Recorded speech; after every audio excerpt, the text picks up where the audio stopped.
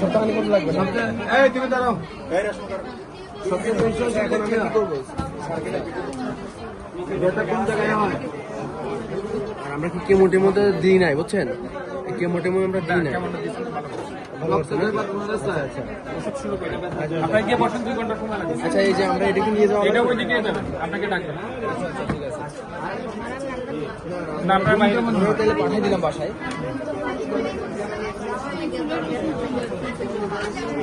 খাবার রুচি কেমন?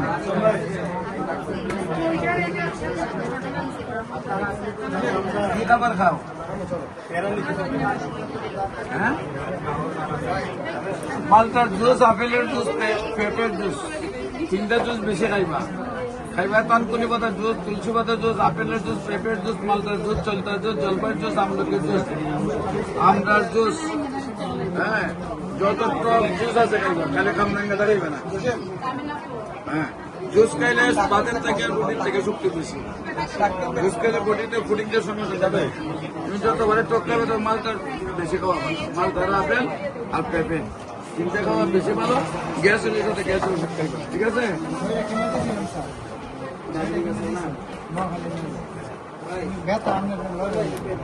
এটা নিয়ে অ্যাসিড সিভিল যত লাগবে ডেটা নিয়ে অ্যাসিড সিভিল